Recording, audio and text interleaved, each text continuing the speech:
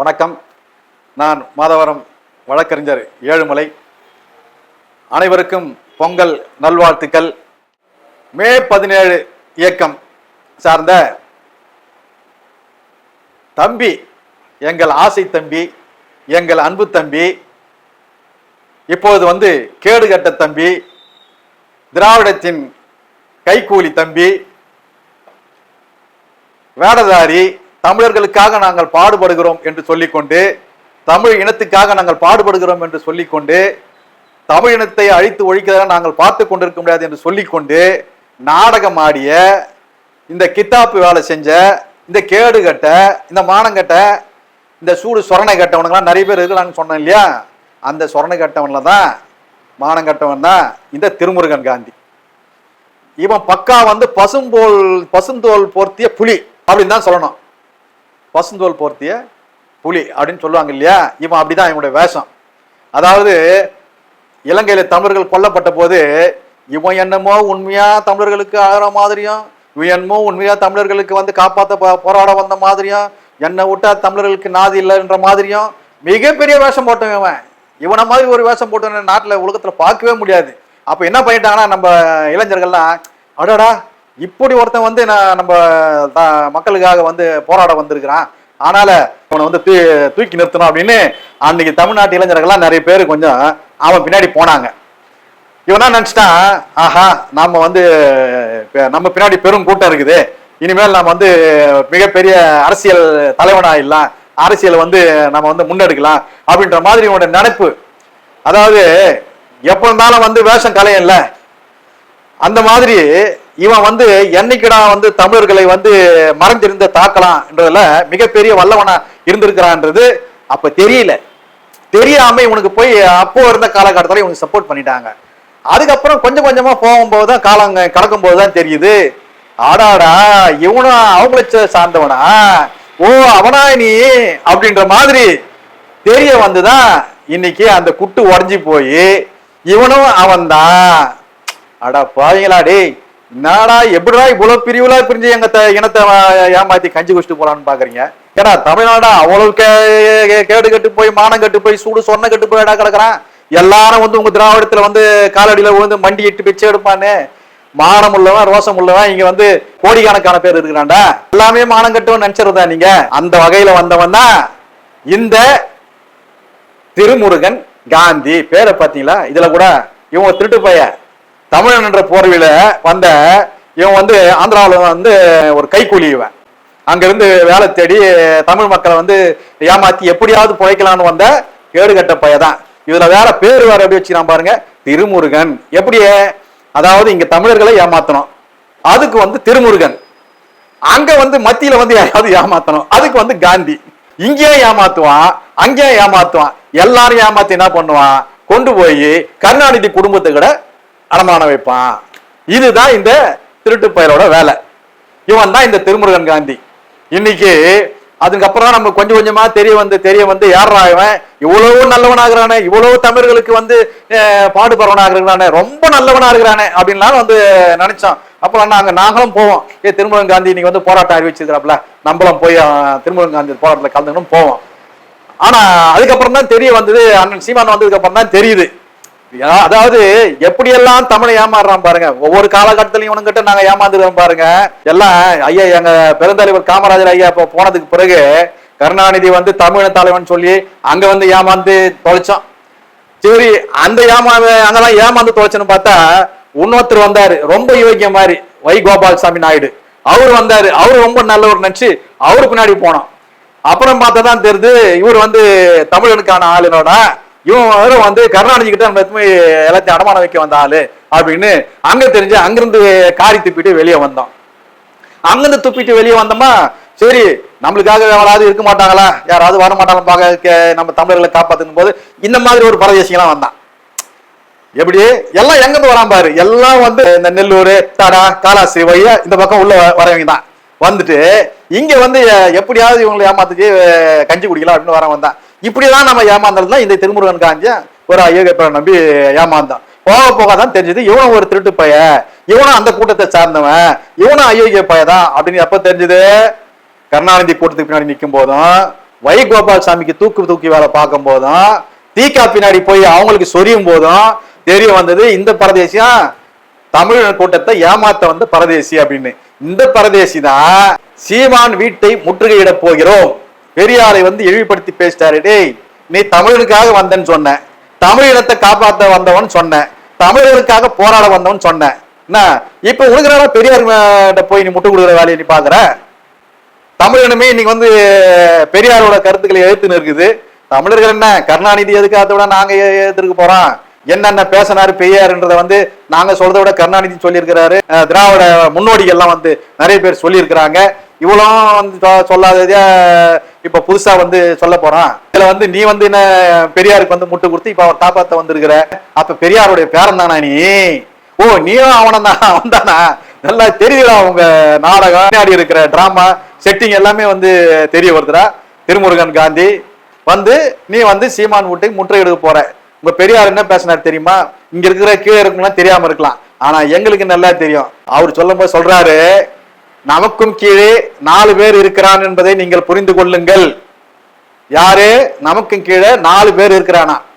அதுல ஒருத்த மேல இருக்கிறான், அது பிராமணனா. அதுக்கு கீழே இருக்கிறான், அவன் கிறிஸ்தவனா. அதுக்கு கீழே இருக்கிறான், அவன் முஸ்லீமா. இந்த 3ம் சரி. அதுக்கும் கீழே 4வது ஒருத்தன் இருக்கிறான். எந்த காலத்தை கொண்டு இவங்களெல்லாம் வளர்த்து விட்டுற கூடாது, இவங்களால நம்மளுக்கு ஆபத்து. அந்த 4வது ஒருவன் யாரான்னா அவன் தான் ஆதித்தமிழர் கீழே இருக்கிறவன். இவனும் நமக்கு ஆவாதவன் அப்படின்னு இந்த பெரியார் பதிவு பண்ணியிருக்கிறாரு. அப்போ இந்த ஆதித்தமிழர் கூட்டத்தில் இருக்கிறவங்க சில பேர் பேசுறாங்க, தமிழும் திராவிடமும் ஒண்ணு அப்படின்னு. எங்க அண்ணன் ரவிக்குமார் ஒருத்தர் இருக்கிறார், அவர் பேசுறாரு, தமிழும் திராவிடமும் ஒண்ணு. அப்படியா? தமிழும் திராவிடமும் ஒண்ணு.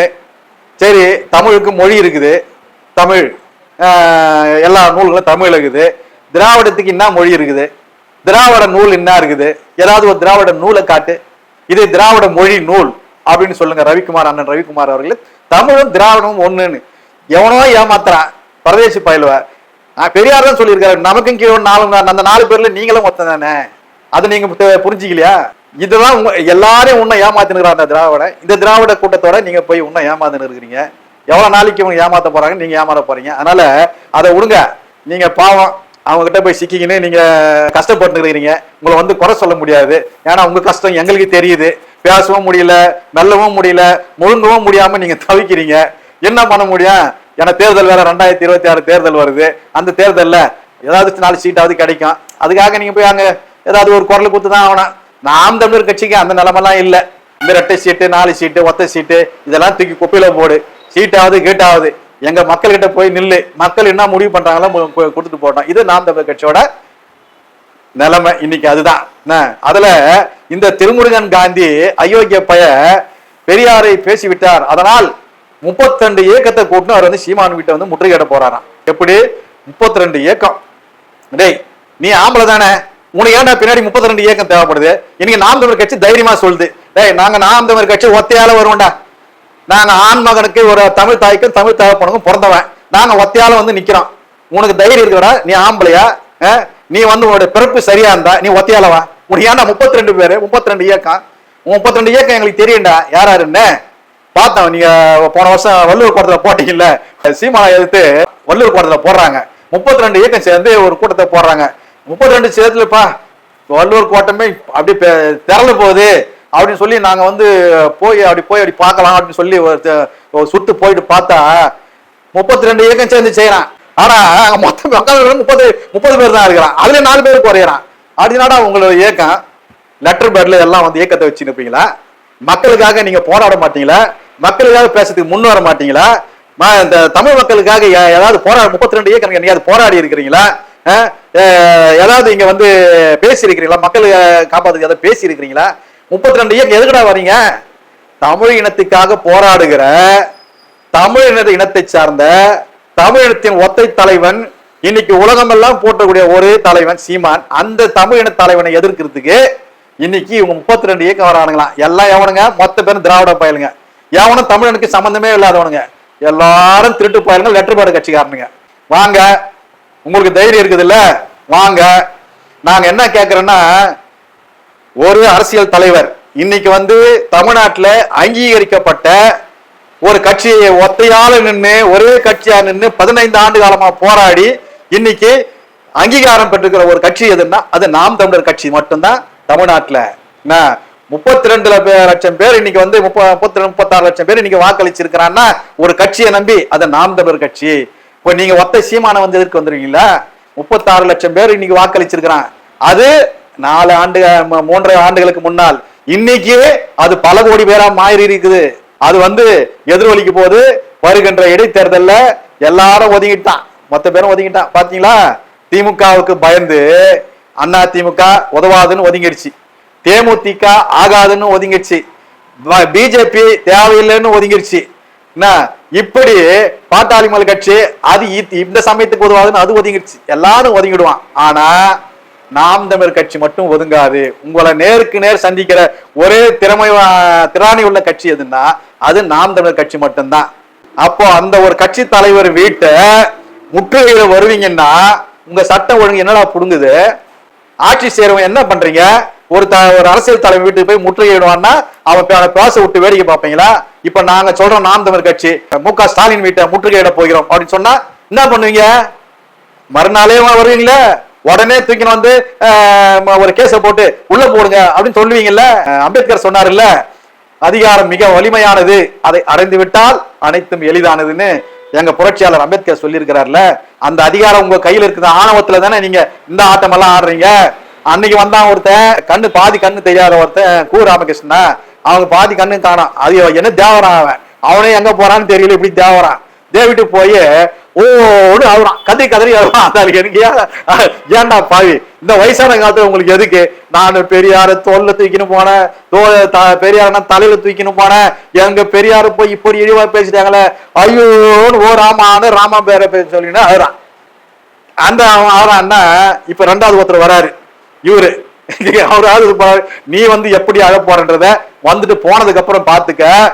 நீ வந்து 32 கட்சி இயக்கத்தை வேற நீ கூட்டு வர, நீ இதுல இருந்தே தெரிஞ்சு போச்சு. நீ ஆம்பளையோட, நீ ஒரு பித்தலாட்ட பரதேசி, உனக்கு ஆன்மீகம் இல்ல, உனக்கு எதுவும் இல்ல. எதுவுமே இல்லாம ஒரு கூட வந்து 32 பேரை கூட்டின்னு எப்பா நாங்க போனா எப்படியாவது நாம் தமிழர் கட்சியான்னு தெருத்தி பொழப்பானுங்க. ஏன்னா அவனுக்கு ஏற்கனவே தெத்தி பொழந்தானுங்க, நாங்க எங்க கண்ணால பார்த்தோம். அதனால நாங்க போய் அந்த கூட்டாண்ட போய் நின்று முற்றுகையிட்டு அவனுக்கு வந்து எங்களை பொழந்துட்டு போறானுங்க. அதனால எப்படியாவது என்ன காப்பாத்திக்கிறதுக்காக ஒரு 32 இயக்கம் கூட பின்னாடி வாங்க. நான்லாம் நீங்க வந்தீங்கன்னு வச்ச வடிவேல் மாதிரிதான்.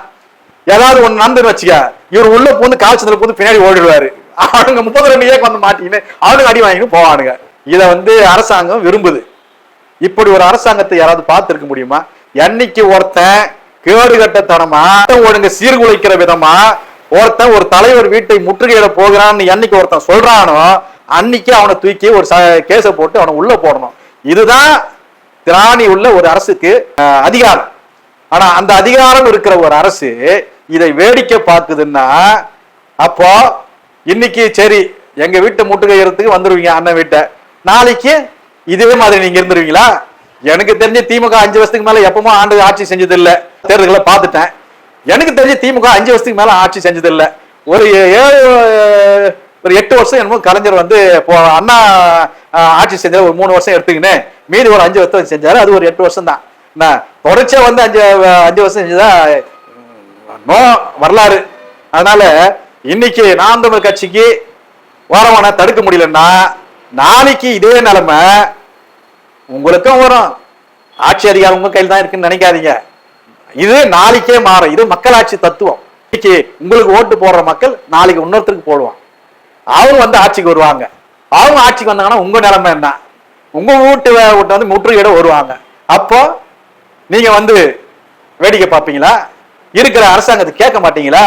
நாங்க ஒரு முக்கிய அரசியல் கட்சி தலைவி என் வீட்டை வந்து முற்றுகையிடல ஒண்ணுதான் வேடிக்கை பார்ப்பீங்களா அப்படின்னு கேட்பீங்களா? கேட்க மாட்டீங்களா? அதனால நாங்க கேட்க மாட்டோம். ஒரு அது நீங்க கேட்பீங்க.